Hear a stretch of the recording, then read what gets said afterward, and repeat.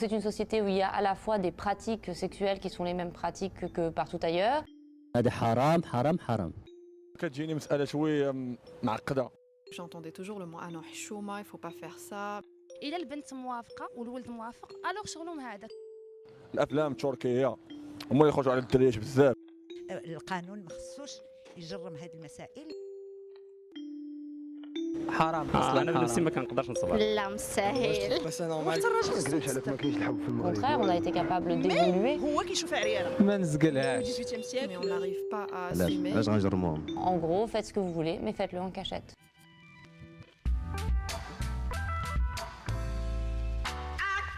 إلا دركم راسكم si vous avez mal à la tête, c'est normal. Parce qu'on va parler d'amour, de relations et de sexualité au Maroc. Et vous allez voir, c'est pas toujours simple. معكم تهامي et vous êtes sur l'OVNI Podcast.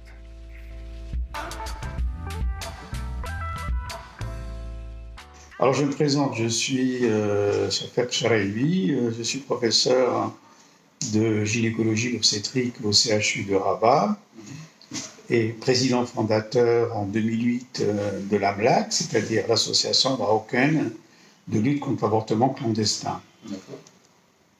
J'exerce la gynécologie obstétrique depuis 1984 et c'est quelque chose qui, bien entendu, on aura l'occasion de parler de la chose qui me tient le plus à cœur, qui est le droit à l'avortement, quelque chose que je vis tous les jours, vu mon métier, puisque je reçois souvent des personnes en état de détresse, et ça me fait très mal au cœur. C'est d'ailleurs la raison pour laquelle je me suis lancé dans ce combat qui dure maintenant depuis 12 ans et qui n'a pas encore totalement vu, enfin les solutions n'ont pas encore vu le jour jusqu'à aujourd'hui. Professeur, je vais commencer par une observation. Il y a aujourd'hui au Maroc, il y a à peu près, en fonction des chiffres, entre 600, 800 jusqu'à 1000 avortements par jour qui sont faits aujourd'hui dans l'illégalité et surtout dans des conditions sanitaires calamiteuses. La question que j'ai, c'est pourquoi ce combat pour une évolution des lois en matière d'avortement au Maroc est-il aussi important pour vous? Bien sûr, c'est un combat qui est très, très, très important pour moi. Comme j'ai dit à l'introduction, je suis gynécologue et donc je suis confronté à ce genre de situation tous les jours. Surtout, je suis dans un CHU où on voit des catastrophes arriver. Je voudrais pas seulement parler de l'avortement tout court, parce que l'avortement, ce n'est que la partie visible de l'iceberg. Il s'agit au fait de grossesse non désirée, dont une des conséquences, je dis bien, est l'avortement. Mais au fait, il y a d'autres conséquences aux grossesses non désirées. Je peux vous les citer. Une personne, effectivement, qui se trouve devant une grossesse fortement non désirée, et ça, si on a le temps, je peux vous dire quelles sont les situations où une grossesse est fortement non désirée. Imaginez une jeune fille qui n'a jamais eu d'éducation sexuelle, qui s'est faite berner et qui n'a jamais pris aucun moyen contraceptif et qui malheureusement se trouve enceinte. Ou bien une personne qui prend les moyens contraceptifs, mais malgré cela, elle ne voulait absolument pas tomber enceinte. Elle prend un moyen contraceptif. Malgré cela, elle est tombée enceinte. Vous savez que tous les moyens contraceptifs ont leur taux d'échec. On peut même avoir fait une ligature des trompes. Alors imaginez une femme qui est allée jusqu'aux ligatures des trompes, qui a déjà 5 ou 6 enfants et qui ne veut absolument pas avoir d'autres enfants, et qui malgré cela tombe enceinte. Quelle est sa faute à cette femme? Et il y a aussi d'autres situations où la grossesse est fortement non désirée. Imaginez une petite jeune fille qui se fait violer.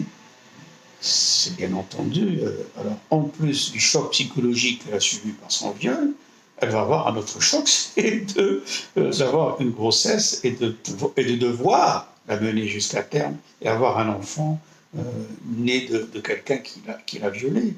Ou aussi des situations d'inceste. Des jeunes filles qui sont malheureusement engrossées par leur frère, ou par leur père, ou par leur oncle, ou par quelqu'un de très proche de la famille. Il y a aussi des jeunes filles, et c'est ça malheureusement, il ne faut pas croire que c'est toujours des filles qui sont entre guillemets des mauvaises filles, c'est-à-dire, comme on dit, des débauchés sexuels, des filles. Non, il y a des jeunes filles à la campagne qui vivent la pauvreté et qui, un jour, se présente quelqu'un qui, soi-disant, veut les épouser. Donc la fille, elle est toute heureuse. La famille reçoit cette personne-là, il leur fait miroiter plein de choses. Cette fille, son seul souhait, c'est de pouvoir enfin respirer, c'est de pouvoir enfin sortir de cette pauvreté, etc. Et donc, la personne finit par la séduire. Et bien entendu, vu sa vulnérabilité, elle finit peut-être par céder un jour.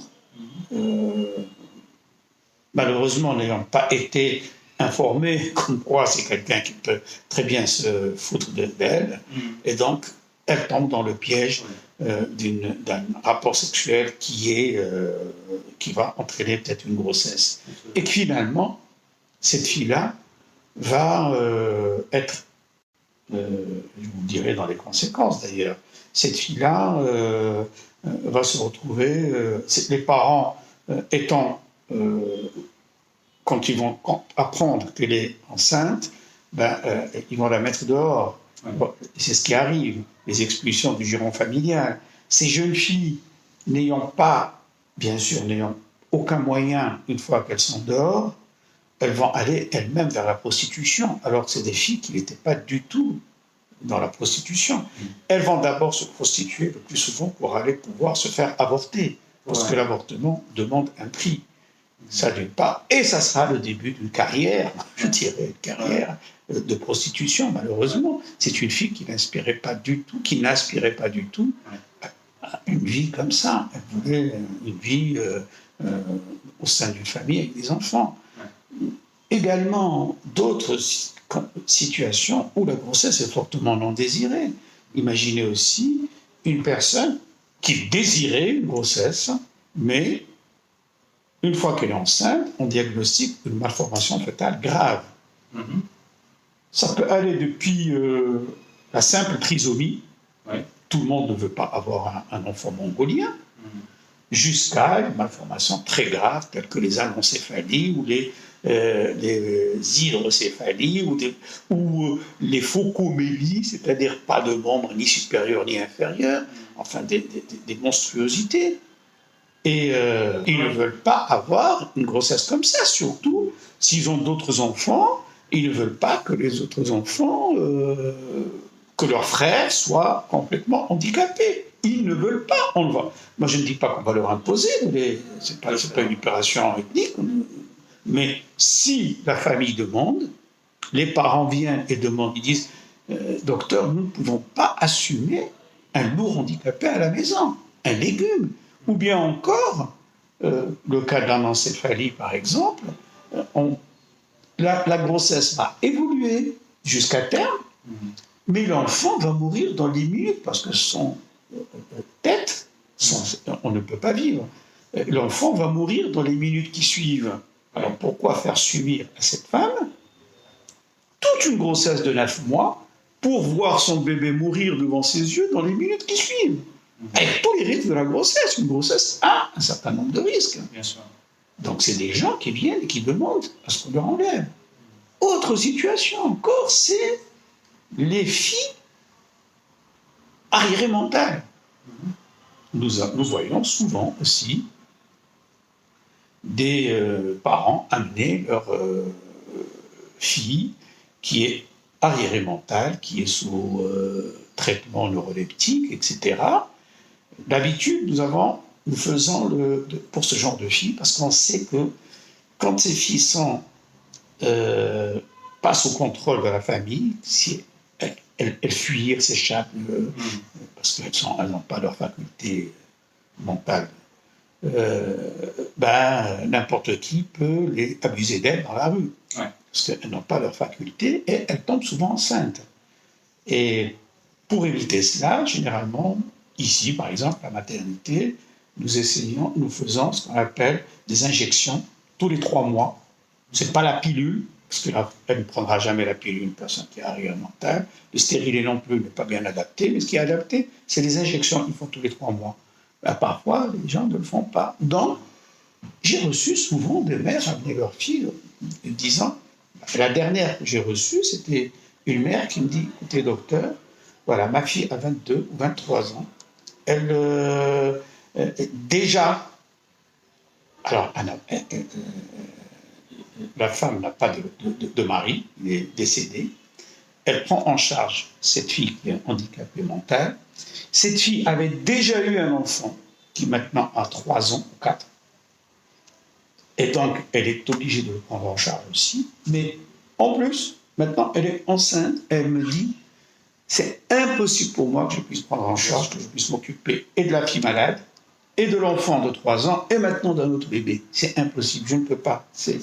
Écoutez, je vais aller le tuer, et je vais aller laisser cet enfant, cette fille, ces enfants, sans personne. Donc, c'est des choses qui sont absolument compréhensibles. Il y a également des petites jeunes filles mineures qui sont complètement inconscientes, qui ne comprennent rien de la vie, qui ont 14 ans, 15 ans. Ça, on peut assimiler ça à un viol. Mais il y a des 15 ans, 16 ans, on leur fait miroiter encore un petit... Et puis elles partent malheureusement avec n'importe qui, elles sont engrossées. Et il y a moins de 3 ou 4 jours, j'ai été contacté par une mère qui est dans un désarroi total. Alors, elle m'avait contacté déjà en début de grossesse, me disant, voilà, docteur, ma fille mineure a été violée. Elle a 17 ans, elle devait passer le bac, elle va passer le bac cette année.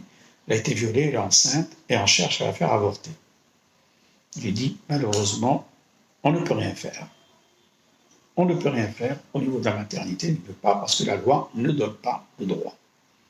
Donc, elle a été obligée de continuer sa grossesse. Maintenant, elle est à terme. Et elle cherche à faire accoucher sa fille. Alors déjà, elle a essayé à Casablanca, et elle n'est pas arrivée, et elle m'a demandé si elle pouvait venir ici. Je lui ai dit oui, aucun problème. Je peux vous aider pour ça. Parce qu'effectivement, il faut bien que... Sinon, si vous ne l'aidez pas, elle va aller accoucher dans la rue, elle va aller accoucher dans la brousse, elle va prendre ses risques pour sa santé à elle, parce que ça ne sera pas un accouchement médicalisé, et l'enfant aussi sera abandonné ou tué. Donc autant le faire au niveau d'une... D'ailleurs, on reviendra tout à l'heure en parlant des libertés individuelles. Avant ce genre, les mères célibataires, des femmes qui venaient accoucher à l'hôpital, dans les hôpitaux du Maroc, autrefois, ça c'est quelque chose, on a gagné un petit peu sur ça. Elles étaient automatiquement constituées comme prisonnières, c'est-à-dire, moi j'ai fait un petit peu les hôpitaux du Maroc, une célibataire, quand elle venait accoucher, automatiquement, on la mettait dans une chambre et on amenait un policier à la porte de sa chambre pour qu'elle ne s'enfuit pas. Et une fois qu'elle accouche, elle est présentée devant le procureur. Et c'est le procureur qui décide pour elle. Et grâce au travail associatif, on a pu maintenant, elles ne sont plus constituées, c'est-à-dire qu'il n'y a plus du tout cette histoire de mettre un flic à la porte de sa chambre. Pourquoi? Parce que justement, les femmes, ces femmes-là, fuyaient les hôpitaux. Et donc, elles allaient accoucher dans la brousse. Et donc, elles s'exposaient à des complications graves, et aussi bien pour elles que pour leur enfant. Et ce qui fait, on a dit, écoutez, tant qu'à faire, alors au moins les recevoir à l'hôpital. Et maintenant, Dieu merci, quand elles passent devant le procureur, elles ne sont pas condamnées. Et elle décide elle-même, est-ce qu'elle veut abandonner son enfant ou elle veut le garder. Donc ça, on a quand même un petit peu gagné sur ce volet-là.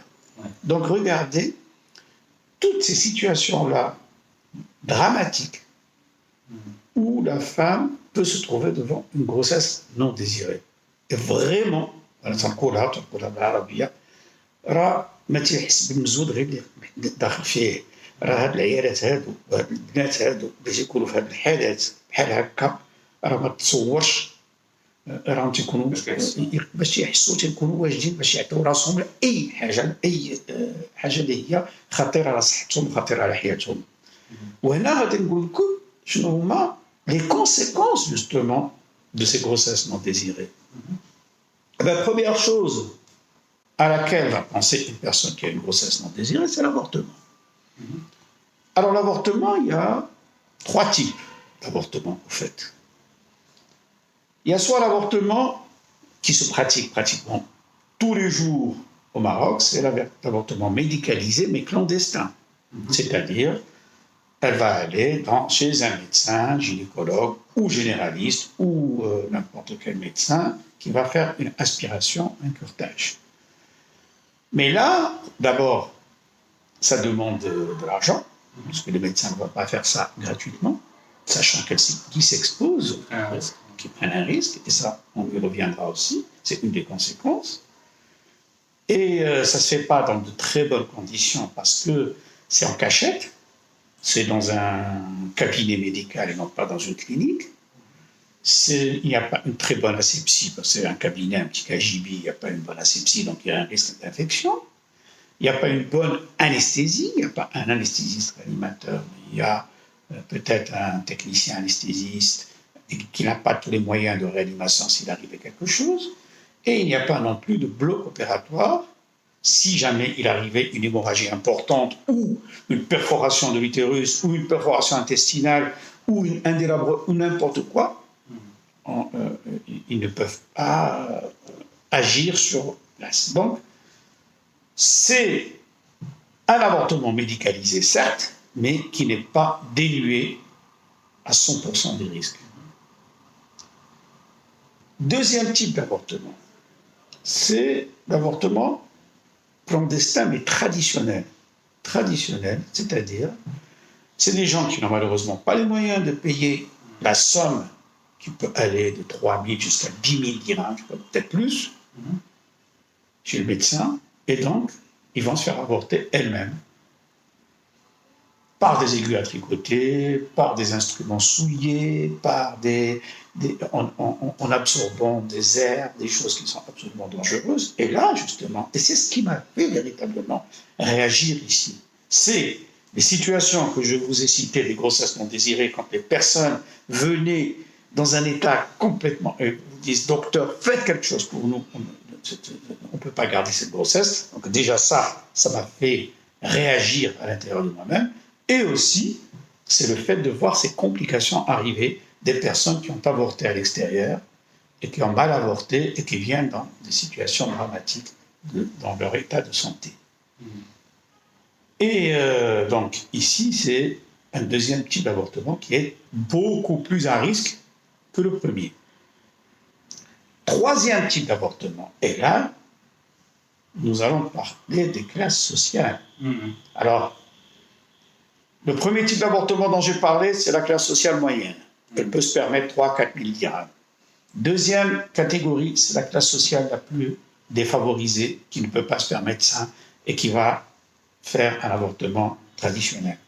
Mais il y a une autre classe sociale, c'est la classe sociale très riche, qui, elle, s'en fout. Elle ne sait même pas si l'avortement est légal ou pas au Maroc. Elle a une grossesse non désirée, elle prend l'avion, elle va en Espagne, elle va en France, elle va dans un pays, ou en Tunisie, ou un pays où l'avortement est légal, elle pratique son avortement, elle rentre chez elle, elle n'a sans aucun problème. Donc, il y a une ségrégation sociale déjà. Donc, encore une fois, malheureusement, c'est la classe sociale la plus défavorisée qui en pâtit. Les autres, beaucoup ne savent même pas si l'avortement est légal.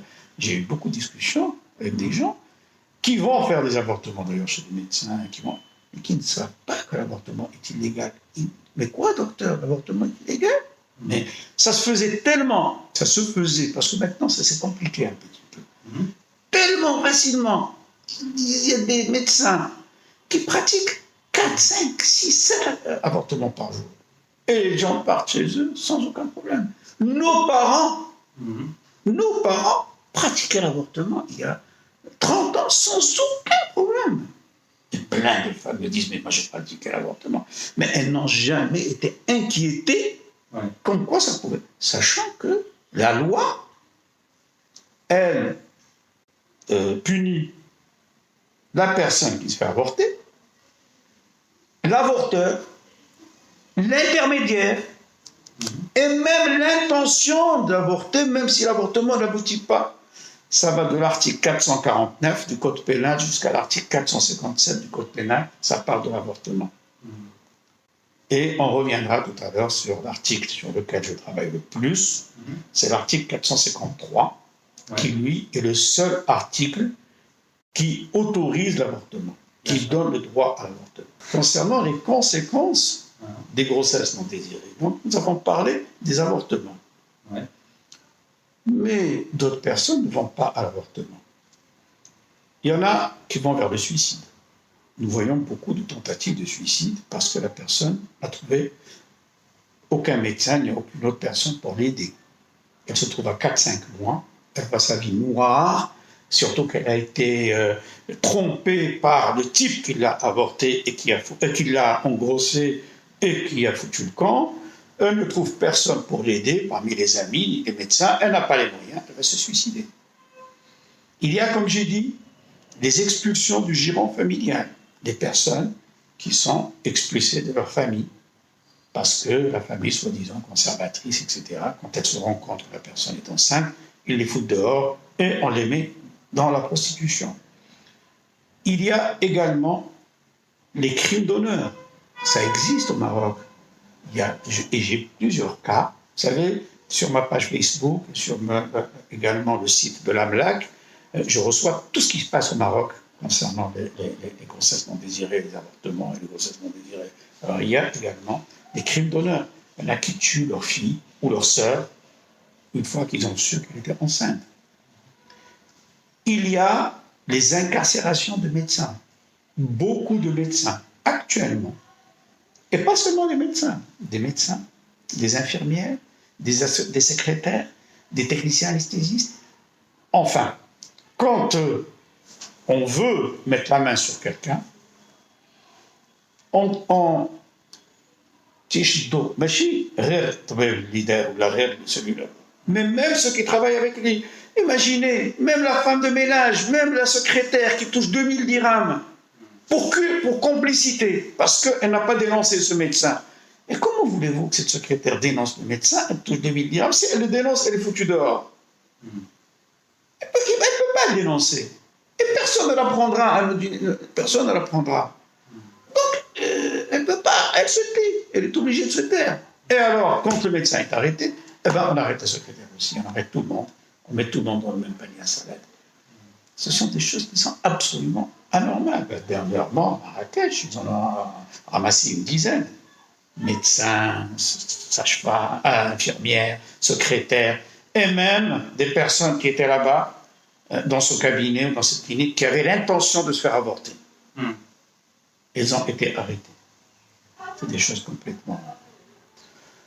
Autre conséquence, regardez la cascade des conséquences, c'est les infanticides et les enfants abandonnés. Certains, nous, ici, souvent, nous avons des femmes célibataires qui viennent accoucher. Alors, il y en a qui accouchent et dans la nuit, elles filment, elles laissent l'enfant. Ça encore, ça va, puisque là, on peut le prendre en charge, on peut le passer à l'orphelinat. Mais d'autres le prennent avec elles. Et elles vont. Et là, c'est des femmes. Nous n'avons aucune traçabilité de ces femmes-là. Pourquoi? Parce que quand elle vient accoucher, elle est déjà avec des contractions utérines importantes. Elle n'a pas de carte nationale. Elle dit qu'elle n'a pas amené. Elle donne un faux nom, une fausse adresse. Et on est obligé de l'accepter. Donc, elle accouche et dans la nuit, elle fout le camp avec le bébé. Et là, on ne sait pas du tout ce qu'elle a fait de ce bébé. Est-ce qu'elle l'a vendu? Est-ce qu'elle l'a tué? Est-ce que sais-je? C'est quelque chose, bien sûr, d'horrible. Et peut-être qu'elle a été mise en contact avec une espèce de mafia qui peut prendre ces bébés-là, qui les amène, je ne sais pas dans quel pays, et ils font des prélèvements d'organes, un trafic d'organes avec ces bébés. Ils les vident de leurs organes. C'est tout à fait possible. C'est affreux, ce qui se passe. Et puis aussi, Regardez les orphelinats. Elles regorgent d'enfants abandonnés. Et à 17-18 ans, les orphelinats les mettent dehors, mettent les enfants dehors. Regardez ces enfants qui ont fui les orphelinats, qui à l'âge de 5, 6 ans, 7 ans, 8 ans, ils sont dans la rue. Ni éducation, ni santé, ni alimentation, ni rien.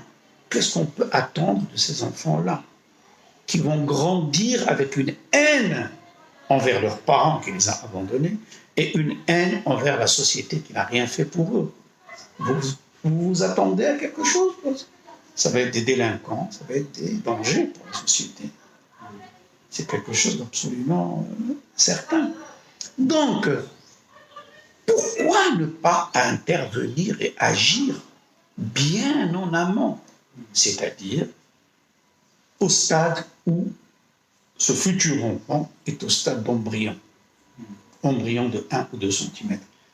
Eh bien, écoutez, si j'ai à choisir, franchement, moi je ne suis pas un avorteur, un pro-avortement, un gars qui dit « allez, avortant », et puis... Non, mais je me dis, nous sommes devant une situation qui existe partout dans le monde, pas seulement au Maroc, partout dans le monde, des grossesses non désirées.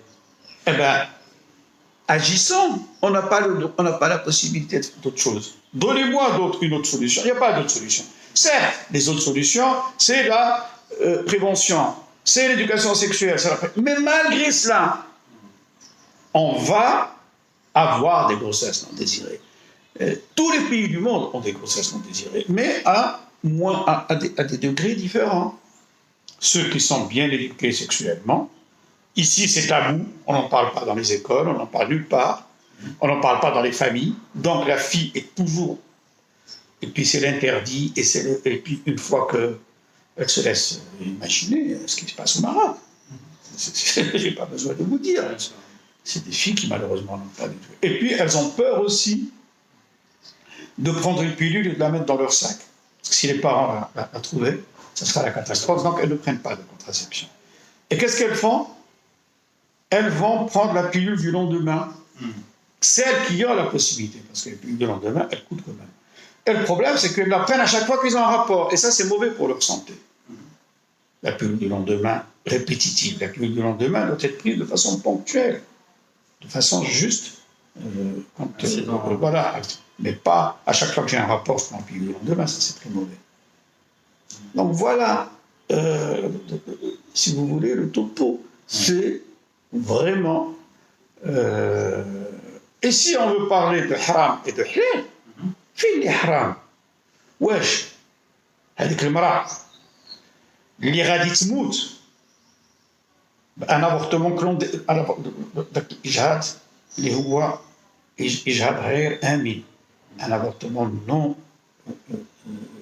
كي اريس، ولا هذيك المرأة اللي غادي تموت بانتحار، ولا هذيك المرأة اللي غادي تموت بكريم دونور اي جرائم شرف، ولا هذيك المراه اللي غادي تموت لانها دارت واحد لابورتمون اللي هو خطير، ولا اللي كلات واحد الشوب اللي غادي يقتلوها، ولا هذاك الولد الطفل الرضيع المولود اللي غادي يتزاد وغادي يتقتل. راه شحال من واحد تلقاو في الزنقه، تلقاوهم في الزباله، ولا تلقاوهم dans des forêts. On a reçu plusieurs fois des enfants soit morts soit en état d'agonie parce que وفين اللي يحسن، فين اللي انا ماذا بيا ما يكون لا هذا لا اجهاض ولا ولكن اذا ما عنديش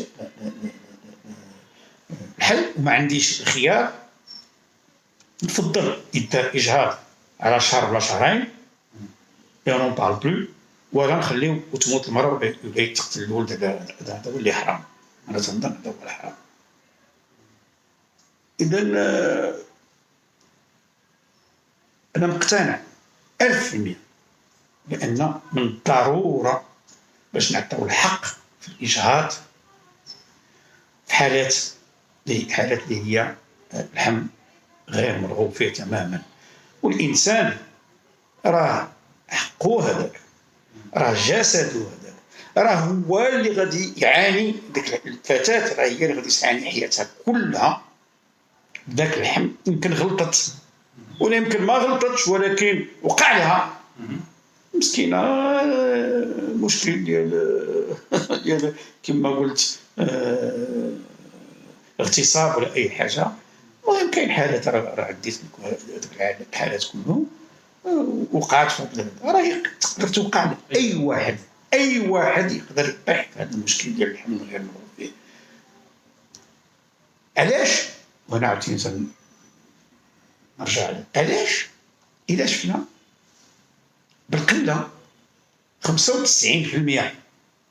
ديال الدول المتقدمه pays développés, occidentaux développés, ont légalisé l'avortement. حرروا الإجهاض، عطاو الحق لذاك المرأة باش دير الإجهاض. واش هما ما عندهم أخلاق؟ ما عندهم دين؟ ما عندهم أوكون إيتيك؟ ما عندهم أوكون عندهم هادشي كامل، ولكن ما لقاوش الحل. عطاو الحق الإنسان باش يعمل. وعلاش الدول كي لا أقول متخلفة، على الأقل نقول في طريق نقولوا المهم الدول اللي هي الدول الإفريقية، أمريكا اللاتينية، ودول كذلك في آسيا اللي هي هادو كلهم 90% عاود فيهم ما عطيوش الحق. علاش؟ هذا تعني بأن ما عمرنا غادي عمر هاد الدول هادي غادي تطور وغادي تبقى ديفلوبي، لأن ما تحطوش المشكل فوق الطاولة. كون عندنا مشكل خاص هذاك المشكل نحطوه ونناقشوه ونلقاو له حل، وهكذا غادي نتقدموا. وخصنا نعرفوا بأن لي ليبرتي انديفيدويل ديال ان بيي، راه لي بيي سون كلاسي dans leur indice de développement par leur liberté individuelle, par leur démocratie, parce que la liberté individuelle rentre dans la démocratie de la personne, dans la démocratie du pays. On donne le droit à cette personne. Pour quelle raison? Pour quelle raison? هذيك c'est ton corps وانا خصني نتحكم لك في لو كور ديالك. علاش غادي نتحكم لك في الكور ديالك؟ انا تنشوف في هذوك الدول اللي قلت لك الدول المتقدمه لو كور ديالك سي لو كور ديالك، ولكن ما تاديش الاخر ما تاديش. هنا تنظن العكس، دير اللي بغيتي من الاخر، ولكن انت لو كور ديالك انا نتحكم لك فيه. C'est de la folie. C'est des choses complètement ridicules. Donc, à mon discours, je ne dis pas, libérons tout, que ça soit la débauche totale, parce que je sais que les gens vont dire, vous encouragez la débauche. Je n'encourage pas la débauche. Je sais que les Marocains sont encore très loin d'accepter un discours très progressiste, un discours très libéral, un discours mazali. Il y a eu des sondages, il y a eu beaucoup de choses. Là, l'association d'Yali, Matat Gouch, libérons et donnons le droit total. Parce que je sais que ça ne passera pas. Même si au fond de moi-même, au fond de moi-même, j'aurais voulu. ولكن خصني نتبع المجتمع، ممكن نغير الافكار، ولكن ذاك الافكار تتغير تدريجيا شويه بشويه وغادي نوصلوا. ولكن ما نقدروش نجيو ونهضر لان الناس عندهم واحد الافكار وعندهم تقاليد ما تقدرش تجي من عشيه ولا من عشيه الى ضحاها كما تيقولوا du jour au lendemain. Et on dit, allez hop, je sais que ça ne pourra pas se faire, c'est tout à fait normal, et je les comprends. Les gens, ولكن تدريجيا دابا على الأقل نفتحوا الميدان، نفتحوا البوسيبيليتي الامكانيات على الاقل في بعض الحالات اللي هي اللي قلت لكم انا. ومن بعد تدريجيا غادي تجي عاوتاني دوت جينيراسيون، يجيو دوت جينيراسيون اللي هما عاوتاني غادي يعملوا وغادي يناضلوا وغادي يكافحوا باش توصل على ما الافكار وعلى ما هذا ديال الناس تبدل، لان غادي نوصلوا واحد الوقت غادي نوصلوا. ما فهمتش علاش راهم مدعيين على هذا الشيء هذا، ما يمكنش راهم مدعيين على هذا الشيء.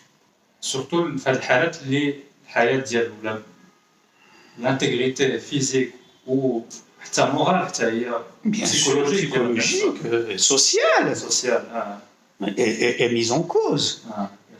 C'est pour cela que maintenant je voudrais revenir sur la proposition que je suis en train de faire. Bon.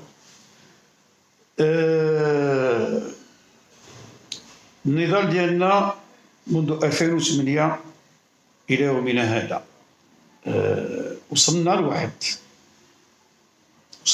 الان تقدمنا واحد شويه، ما نقولوش بان ما تقدمناش، واخا انا راه خسرت كثير، علما بان ربما راكم في اخباركم بان كنت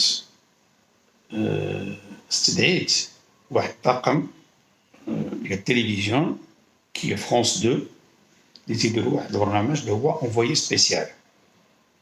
Envoyé spécial, c'est une émission qui est regardée un peu partout dans le monde et regardée au Maroc, donc plusieurs chaînes, France 2, mais TV5, plusieurs chaînes, surtout quand il s'agit d'une émission sur le Maroc. Donc كل شيء تنتظر شنو غادي يقولوا الناس ديال الخارج، شنو غادي يقولوا على المغرب. جاو خداو les autorisations ديالهم، ministère de la communication, le centre cinématographique marocain, كامل. وجلسوا هنا، خداو واحد لوطيل هنا قريب للمستشفى، وجاو شافوا شنو هما الحالات اللي تنعيشوها حنا يوميا ديال هذا اللي تيجيو يطلبوا، اللي يقول لك تيكون عندهم حمل غير مرغوب فيه، ولا اللي يجيو في حالات خطيره لانهم داروا اجهاض برا وتيجيونا في حالات مستعجلات في حالات خطيره. واش دونك فين ما تيكون شي حالات اللي تيصوروها.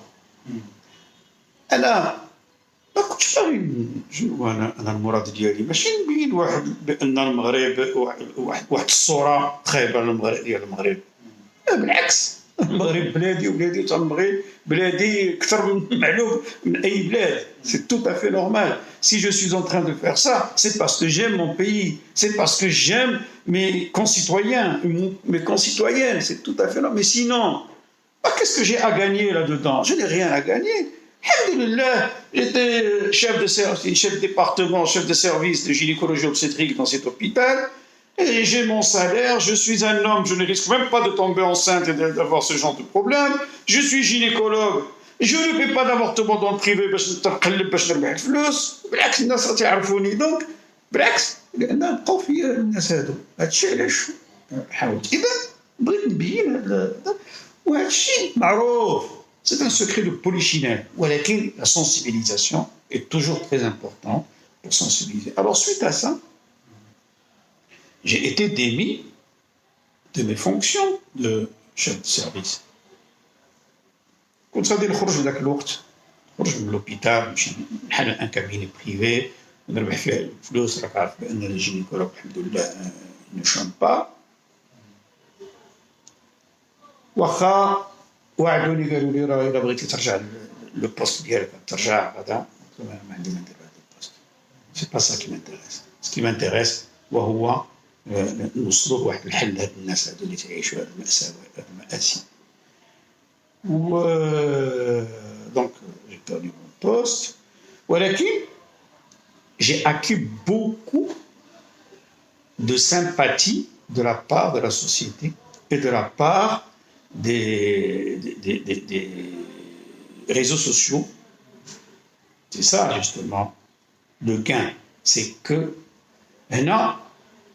en l'espace de 2 semaines, bon, d'abord il y a quelqu'un, je vous assure que je ne connais même pas, c'est un Marocain qui se trouve au Canada, qui a fait un site qui s'appelle Soutien au professeur Shafek Shraimi. Eh bien, dans ce site, il y a eu 27 000 soutiens en l'espace de 2 semaines. Et les réseaux sociaux, alors ça avait fait un boom au Maroc. Ouais. Un boom au Maroc, c'était 2014, 2015, début 2015, c'est la période du printemps arabe, c'était le Hada. Et ça commençait à vraiment à s'enflammer au Maroc pour cette histoire d'avortement. Et Sa Majesté a eu la sagesse de convoquer le ministre des Affaires islamiques, le ministre de la Justice, le président du CNDH, Conseil national des droits de l'homme, et leur a dit de discuter sur cette question d'avortement. Et effectivement, ils en ont discuté. Alors moi d'abord, et quand est-ce qu'il l'a fait, Sa Majesté? C'était le jour où j'avais été reçu moi-même.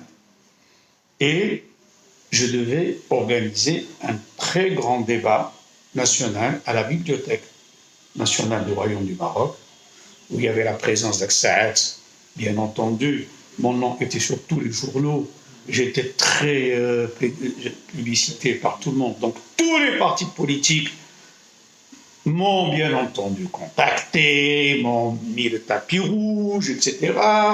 Et donc ils sont venus, ils ont assisté à ce débat et tout. Tous les partis politiques me proposaient de venir rentrer avec eux dans les rêves parce que tu es devenu célèbre. Mais avant, rien. J'ai sollicité plusieurs partis politiques pour m'aider. On m'envoyait balader. Quelques partis politiques, quelques personnes, par-ci, par-là, essayaient. Mais là, ils étaient tous avec moi, bien entendu. Ouais. Et là, le jour même, Sa Majesté donc, a convoqué cette commission. Et au bout d'un mois, cette commission est revenue avec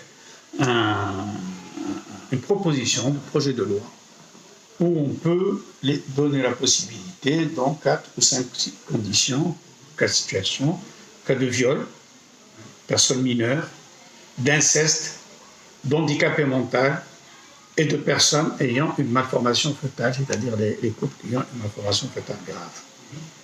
Ce projet de loi a été adopté par le Conseil de gouvernement en 2016, puis il est parti au Parlement pour qu'il soit discuté, pour qu'il soit voté. Et puis depuis 2016, il n'y a rien eu.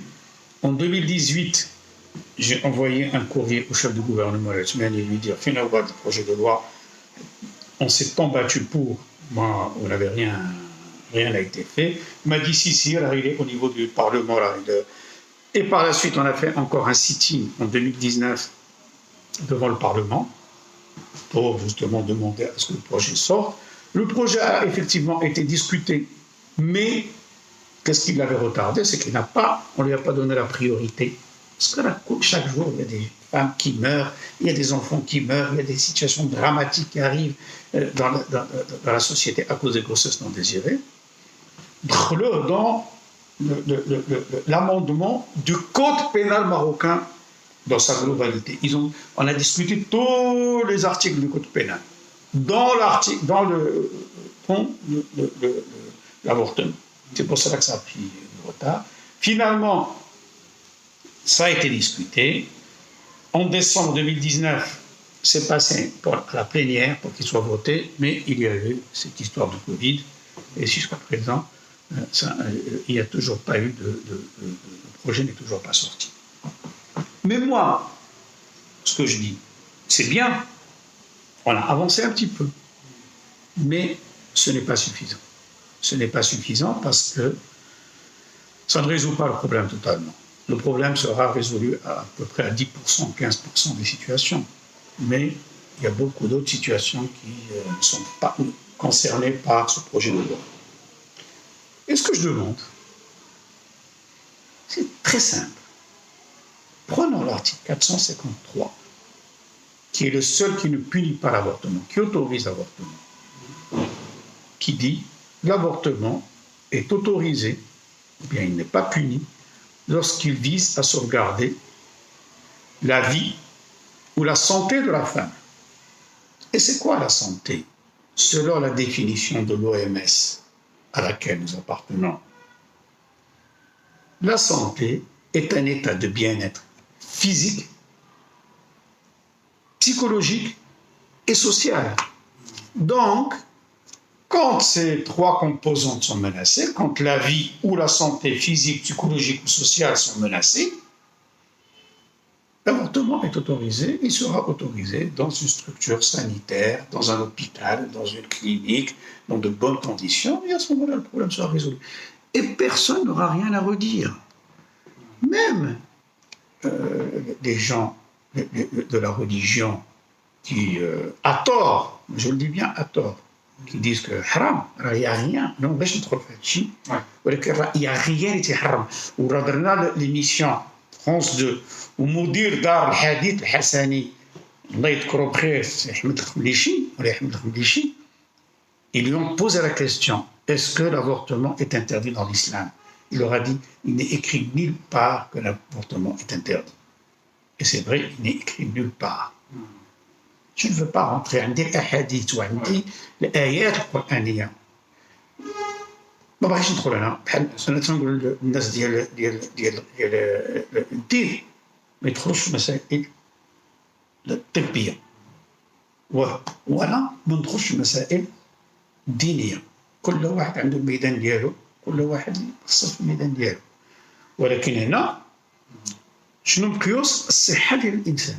هي اللي مهددة بهذا الحمل غير مرغوب فيه. إذن خصنا نحافظوا على الصحة ديال الإنسان، وباش نحافظوا على الصحة appliquant l'article 453 du Code pénal. Voilà. Très bien, ok. On a survolé beaucoup de choses finalement que je devais poser comme question. Ce qui nous manque pour concrétiser cette avancée, est-ce que vous avez des éléments, des pistes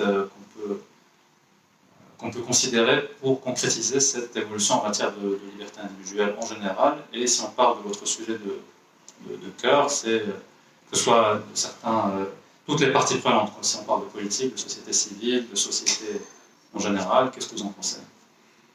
Écoutez, nous sommes au XXIe siècle. Nous sommes pratiquement en 2021. Les gens doivent comprendre. Je crois que il faut de la sensibilisation, de la sensibilisation, de la sensibilisation, de la sensibilisation. Et ce n'est que la sensibilisation qui va finir par faire comprendre aux gens comme quoi c'est une priorité absolue. Ouais. Donc, la sensibilisation. Et il faut l'implication du politique, des partis politiques. Il faut qu'ils s'impliquent. Malheureusement, je vois qu'ils ne s'impliquent pas véritablement. Ces partis politiques doivent, maintenant, il y aura le débat, il y aura le vote en plénière au niveau du Parlement. Il faut que les partis politiques, bien sûr, votent. Mais pas seulement qu'ils votent, mais il faut que certains partis politiques eux-mêmes prennent le flambeau et disent ce n'est pas suffisant. Nous devons aller un peu plus loin. Donc, s'ils cherchent véritablement l'intérêt du citoyen et pas leur propre intérêt, parce que malheureusement, on voit que la société, elle a certaines choses. عادة باللي تيكون إلا تكتب شي مقال dans un site en français, أغلب الأحيان تلقى الناس كلهم pour. وإلا تكتب dans un site en arabe ولا واحد لو سيت اللي هو ربما فيه ناس اللي هنايا تلقى تكتبوا شي حوايج اللي هي تشوف الناس بأن أنا كاين واحد النوع من الجهل مع الأسف. قلت هذا لأن الواحد يتكلم ولا حول ولا قوة إلا بالله، وهاد الناس شنو بغاو يعملوا، وش هاد الشيء هذا، هاد الناس ما بغاو يعملوا حتى حاجة، الناس بغاو يحافظوا على الصحة ديال المرأة وديال داك اللي ما بغيناهاش تموت، وبغاو يحافظوا كذلك على الحياة وعلى هذا ديال داك المولود، بغاو يحافظوا، بغاو واحد المجتمع اللي هو يكون سليم، ما يكونش هادشي هذا ديال، بالعكس خصنا نديروا تربيه جنسيه، بالعكس خاص الوقايه، هادشي كلشي انا متفقين عليه، ولكن الا وقع المشكل خصنا نلقاو الحل ما نخليوش نغمضوا عينينا ونخليو المشاكل تتراكم.